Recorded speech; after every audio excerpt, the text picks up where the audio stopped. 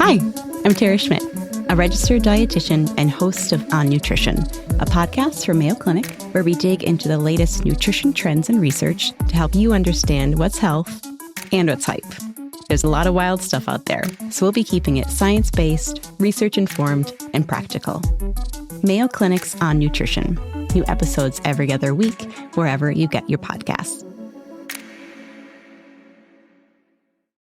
Americans love using their credit cards, the most secure and hassle-free way to pay. But D.C. politicians want to change that with the Durbin-Marshall credit card bill. This bill lets corporate megastores pick how your credit card is processed, allowing them to use untested payment networks that jeopardize your data security and rewards. Corporate megastores will make more money, and you pay the price. Tell Congress to guard your card, because Americans lose when politicians choose. Learn more at guardyourcard.com.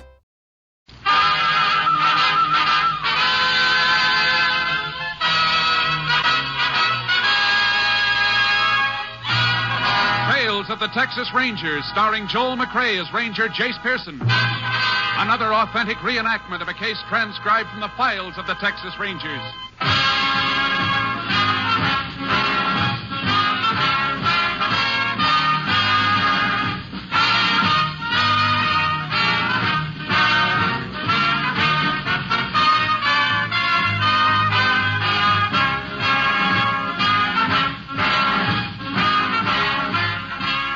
Names, dates, and places in the following story are fictitious for obvious reasons. The events themselves are a matter of record.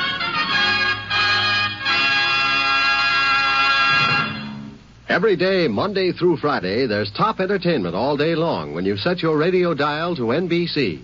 Listen for Double or Nothing, and you'll hear one of radio's funniest quiz shows.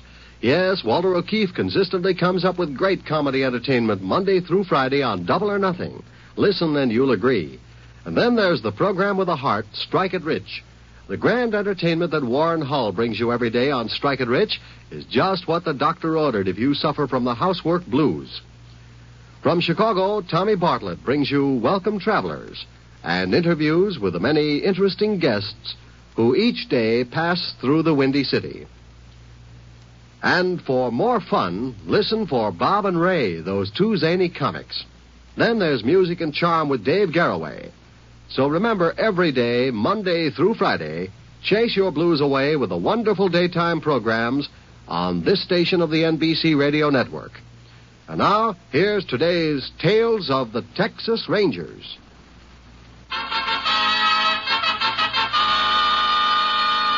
And now, from the files of the Texas Rangers, the case called Smart Kill.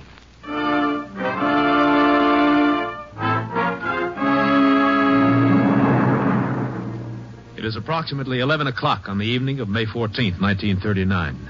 In the small South Texas town of Carville, Mr. and Mrs. Edward Woodley have been spending the evening at the home of friends. Called to the telephone but a moment ago, Ed Woodley, his face flushed with excitement, now hurries across the room to his wife's side.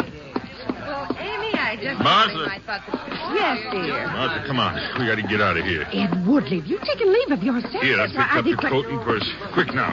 Land sakes, Ed. I'll Amy, explain I'll in the call car. you. Good night, Tom. Call you tomorrow, John.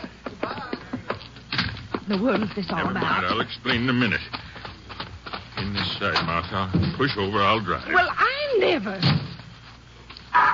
Ed Woodley, what's the big idea of running out on Amy's party that way? Heavens, what'll everyone think? I think I did right in not busting up the party. Well, you certainly didn't help it any.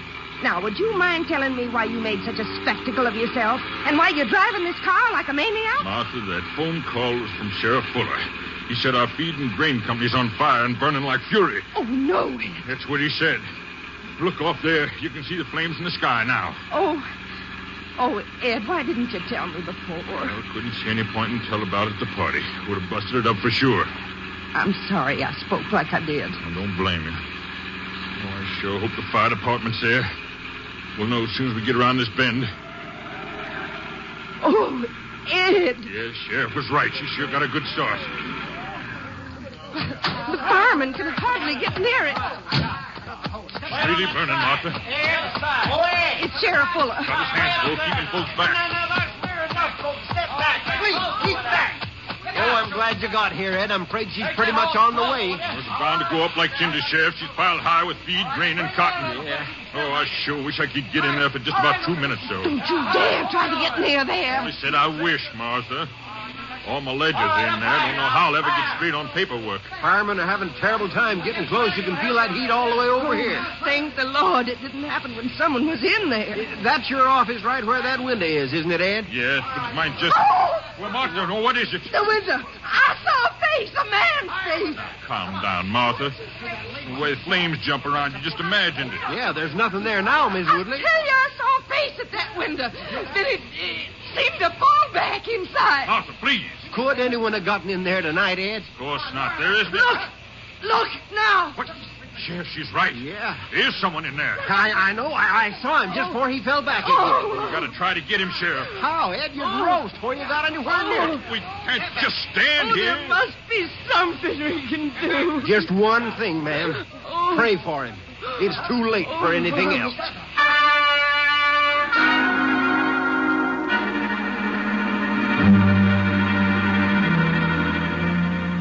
The roaring fire raged far into the night, completely destroying the feed and grain building. Sheriff Fuller, suspecting criminal intent, asked for the help of the Texas Rangers. Ranger Jace Pearson was assigned, arriving at Carville the following morning. He and Sheriff Fuller went immediately to the scene of the fire, only to find a good many curious townsfolk already there. It's a good thing my deputies were out here all night, Jace. Folks just wouldn't stay away. Morbid curiosity, Sheriff. According to what you told me, the body should be right around here someplace. Yeah, just about. Well, let's just...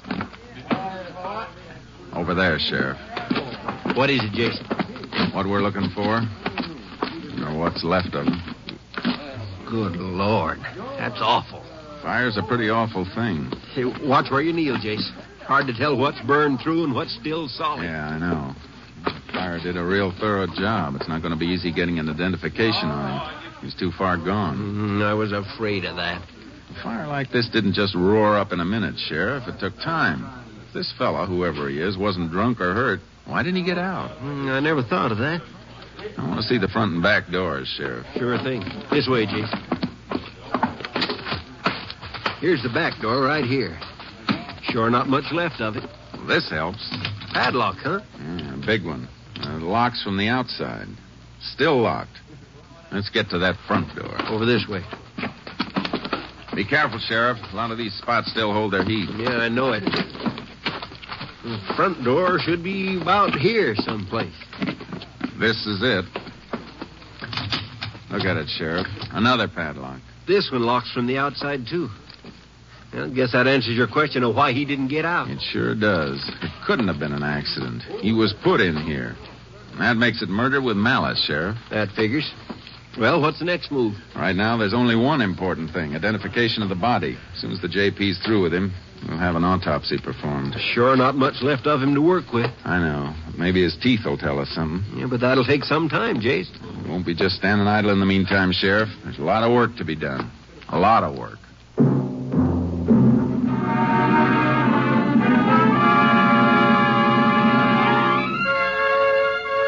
An hour later, the sheriff and I were at the home of Ed Woodley, the man who owned the burned-out building. Both Woodley and his wife looked haggard and weary-eyed over their coffee cups. It was easy to believe they'd been at the fire all night. Once the sheriff had introduced us, Woodley lost no time getting to the point. Well, what'd you find out, Ranger? Do you know who that man is yet? No, Mr. Woodley, we don't. Well, I'll be in the kitchen if anybody wants anything. The body was pretty well burned, Mr. Woodley. Going to be hard to identify. We can use your help. Have you got any idea who he could be or how he got in there? No, not the least idea in the world. Was the building always kept locked at night? Always, Ranger. From what I could see, there are just 2 doors. How many windows? 2. Well, they looked burglar-proof to me. They were, but not fireproof. You own the feed and grain business by yourself, Mr. Woodley?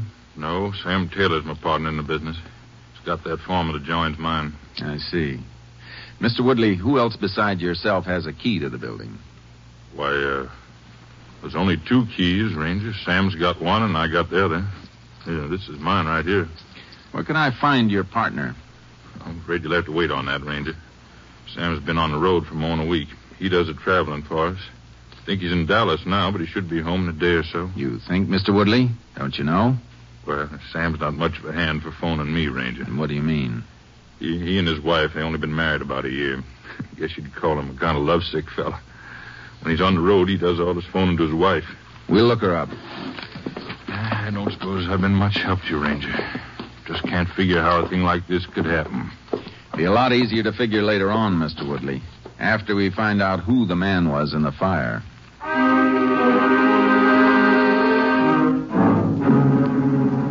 The sheriff and I got in the car and drove to the farm of Sam Taylor, Ed Woodley's partner. Though the two partners' farms adjoined each other, they were both big spreads, and the drive took a good 15 minutes. Main house is just a little farther down the road, Jace. Good-looking farm, Sheriff. Yeah. You don't have to worry nothing about Sam Taylor or Ed Woodley. Everybody in town knows they got no use for each other, but business-wise, they do right well for themselves. You get the feeling Woodley's got no use for his partner's wife, Sheriff? Yeah, well, she is kind of uppity. Keeps to herself, mostly. That's one of the reasons Sam Taylor isn't as popular as he might be. This is it, Jace. Turn in here. Uh-huh. Jace, tell me something. Are you figuring Woodley burned down his own building for some reason? Say, like insurance?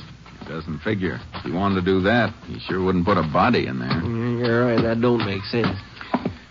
Who runs this place for him? I've got a Mexican who handles most of it.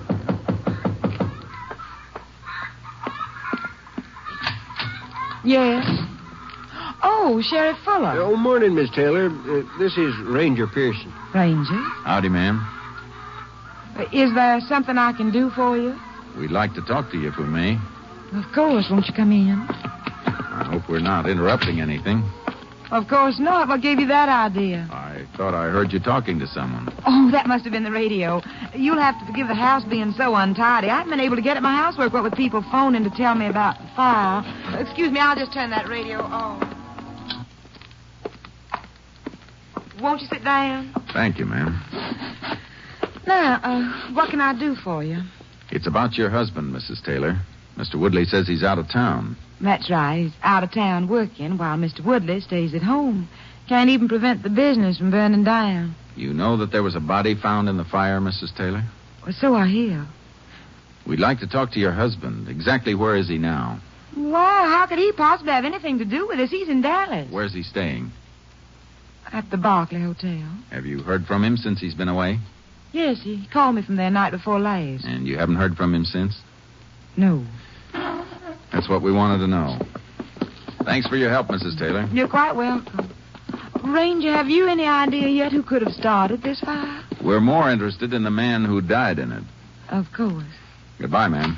Goodbye, Ranger. Hey, Jace. Wait till we get in the car. What were you going to say, Sheriff? When she first opened the front door, did you hear a door in the back slam? I did better than that. From where I was, through the window, I could see a man hightailing it away from the house. Looked like a Mexican. Tall, good-looking fella? Yeah. Arturo Ramirez. He's the foreman I was telling you about. Oh. I wonder what he was doing in the house this time of day. That's what I was thinking. Well, what do we do now, Jace? Run up to Dallas and hear what Sam Taylor has to say.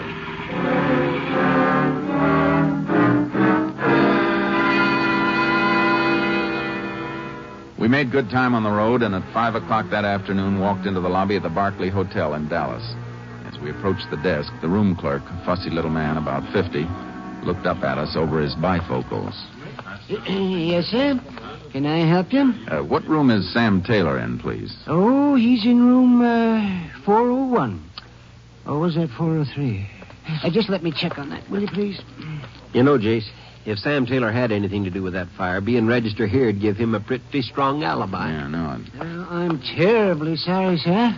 I was mistaken. That's all right. What room is he in? Well, that's just it, sir. He isn't in any room. Mr. Taylor checked out 3 days ago.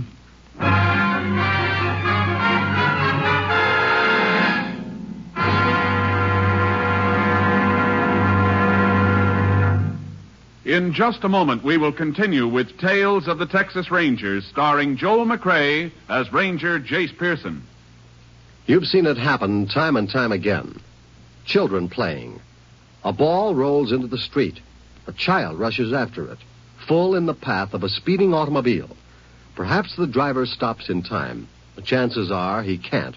And another tragedy, another accident due to carelessness is chalked up to become a figure on next year's statistical chart of traffic accidents. Let's all keep this year's traffic accident rate as low as possible. Stay within the speed limit. Don't endanger your life by trying to get somewhere too quickly. Better late than never may be a tired old saying, but it's also good common sense. Be alert and careful every moment you're behind the wheel.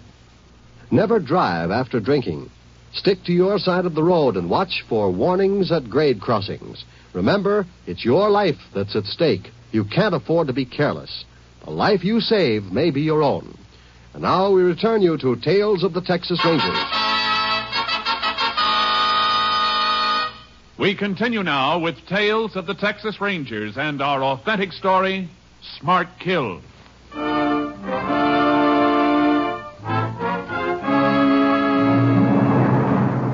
We were fairly sure that Mrs. Taylor had lied about receiving her husband's call from the Dallas hotel, since the record showed he had left there 3 days before. As we approached Carville the following morning, we were radioed that the autopsy report was waiting for us at the sheriff's office. We decided to look at it first before our talk with Mrs. Taylor. Anything interesting in it, Jace? Plenty, Sheriff. There was a removable bridge in the victim's mouth. Doc turned it over to the lab crew. Boy, that could sure help. Yeah. Now listen to this. A broken knife blade, approximately 3 inches in length, found lodged in the third rib just below the heart. Stabbed? Uh-huh. From condition of the rib, knife was apparently driven in with great force. The rib bone itself deflecting the blow away from the heart. But I saw him at the window trying to get out of that burning building. Sounds like something the killer didn't figure on. What do you mean? I got a hunch the victim wasn't supposed to be alive when he was put in there. Oh, excuse me. Sheriff Fuller. Oh, yeah, Johnny, we just got in. Yeah, we just been looking over the autopsy report. Well, good. We figured you would. Let us know if you hear anything, huh? Fine. That was your lab man, Jace. He just wanted you to know he sent out pictures of the victim's bridge work to all the dentists in the county. Let's hope we get a quick identification on those teeth, and we won't be working only on theories. Jace, you're thinking that body could be Sam Taylor, aren't you? What else can I think, Sheriff? He left Dallas more than 3 days ago. Mrs. Taylor lied to us about that phone call. I think that body in the fire stands a pretty good chance of being Taylor. Come on. Let's get out to Mrs. Taylor's and see what she's got to say.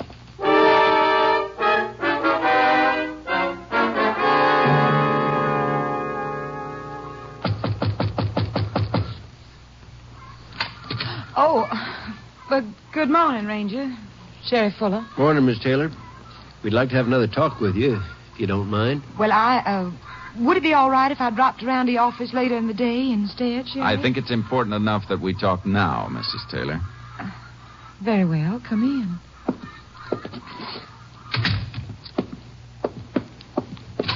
Hey, Becky, where you keep the cayenne pepper?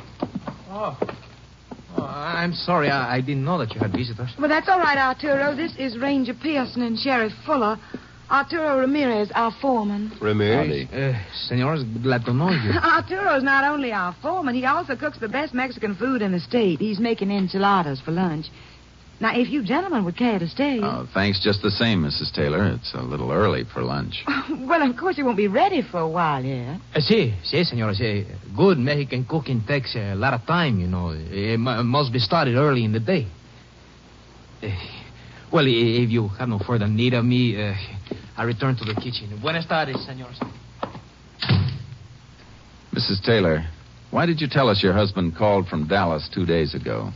Because he did. Why? We went to Dallas after we left here yesterday. Your husband checked out of the Barclay Hotel 3 days ago. Oh, but that's impossible. Excuse me a minute. Hello? Yes, he's here. Just a minute. It's for you, Ranger. Thanks. Hello, Pearson. They did? Good. Who? That definite? I see. Thanks a lot. That was the lab man, Sheriff. Your deputy told him we'd be here. Dentist about 15 miles from here identified that bridge work. Who was the dead man, Jace? Who we thought it was? Yeah. It's not easy to say this, Mrs. Taylor. What is it? They've identified the man in the fire. It was your husband. Oh, no. Oh, no. I'm afraid so, ma'am. Would you rather we came back at another time, Mrs. Taylor? No, I'll be all right in a minute. I hate to ask questions at a time like this, but there are some things we have to know. But what is it you want? Who's your husband's beneficiary, Mrs. Taylor? Well, I am, of course. Who else would be? I know what you're thinking, that I had something to do with his death. Well, you're crazy, do you hear me? This is our job, Mrs. Taylor. I'll give you something to think about. I'll show you. You want a suspect, do you? You just wait till I show you this insurance policy. There. Read it. Well, go on, read it. Read it. There's a policy on my husband's life of $50,000. And who's the beneficiary on that one? Who is it, Jace? Edward Woodley.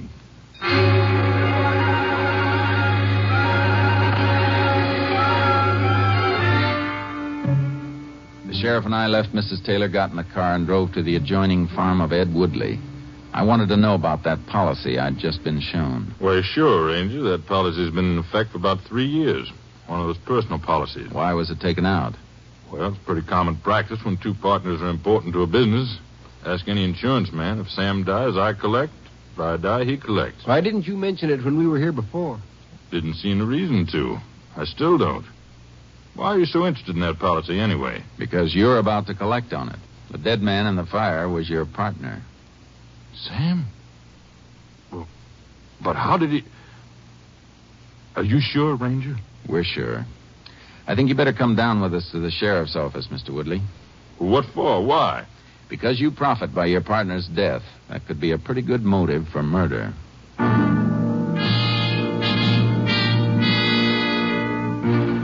For a minute, I thought Woodley was going to give us trouble. Then, without a word, he got his hat and came along with us.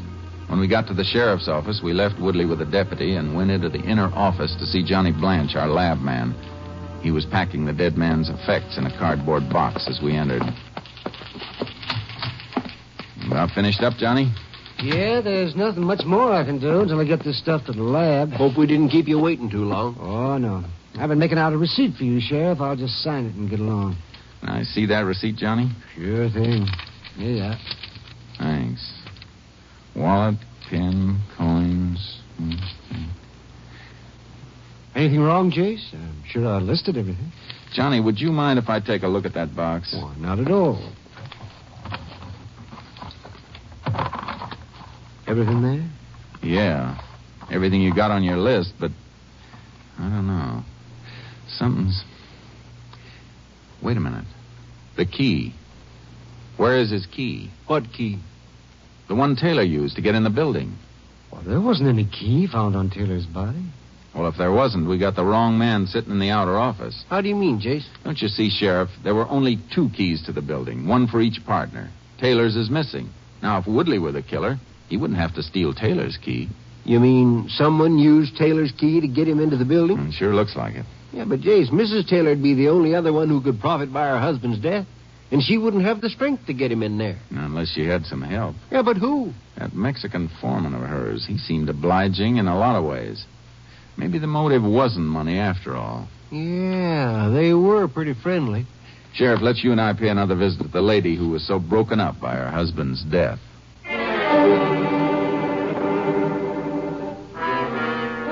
After we got a search warrant, we took Mr. Woodley to his house. 10 minutes later, the sheriff and I were knocking at Mrs. Taylor's front door.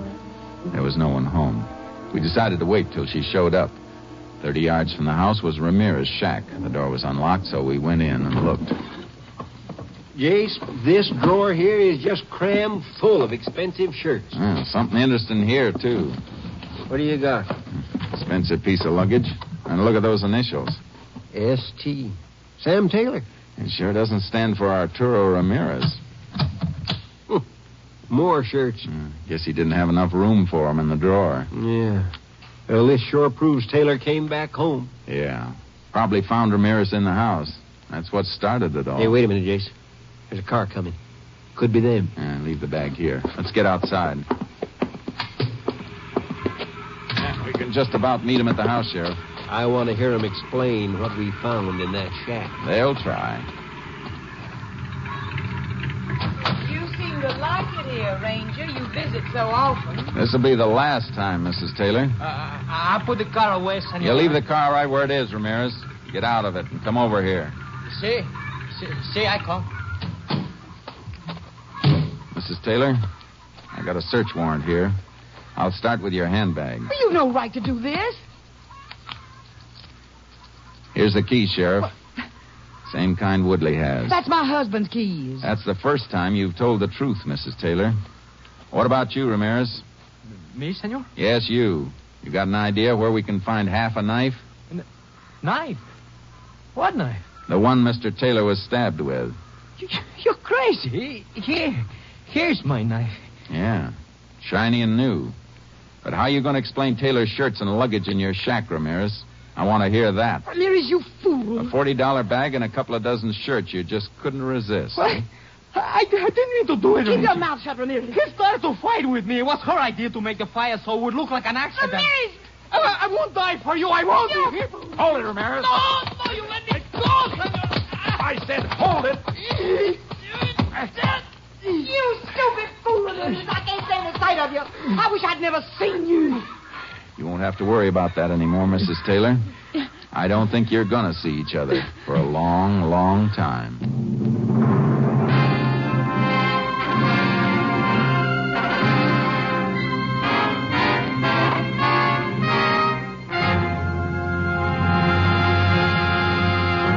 In just a moment, we will tell you the results of the case you have just heard. Throughout the remainder of the day, you'll find more great entertainment awaiting you on this NBC station. Be sure to hear The First Nighter, starring Barbara Luddy and Olin Soleil in a drama entitled Found One Mother. Then it stars in Khaki and Blue, featuring talented members of the armed forces, with Meredith Wilson as guest master of ceremonies. And be sure to hear the hilarious Phil Harris Alice Faye show, featuring the comedy antics of Frankie Remley, Julius Abruzio, and Brother William.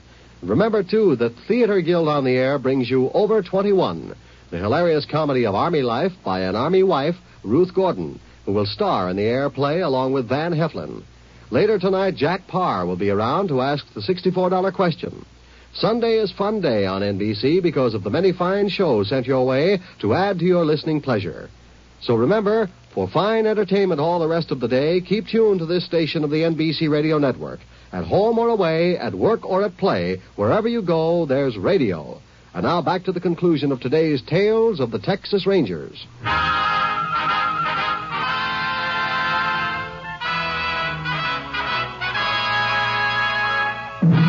now, here are the results of the case you have just heard.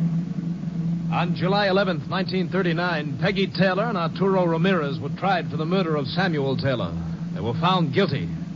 Peggy Taylor was sentenced to the women's prison at Goree for 40 years, and Arturo Ramirez was sent to Huntsville Penitentiary for the rest of his life. And here again is the star of our show, Joel McCrea. Folks, I want to take this opportunity to thank you again for the many wonderful letters that we've received from you listeners.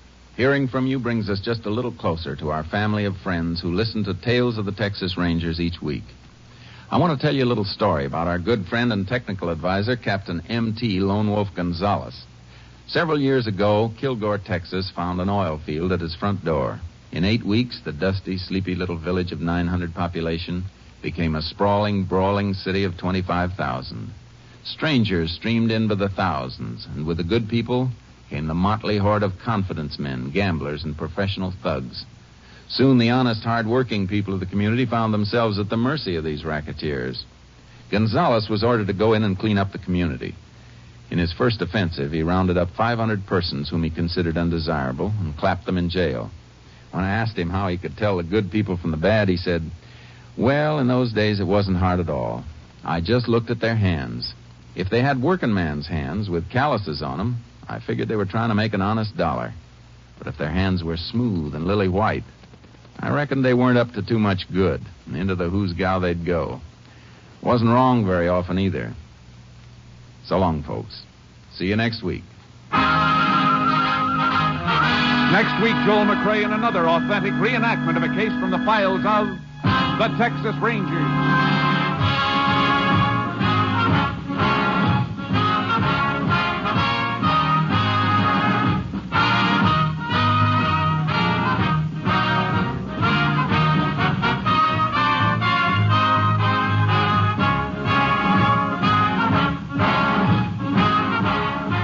Joel McCrea will soon be seen in San Francisco Story, a Warner Brothers release. The cast included Tony Barrett, Parley Bear, Virginia Gregg, Barney Phillips, Betty Lou Gerson, and Howard McNair.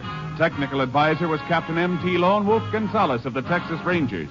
This story was transcribed and adapted by Anthony Barrett, and the program was produced and directed by Stacy Keach. Hal Gibney speaking. Next, it's The Chase on NBC.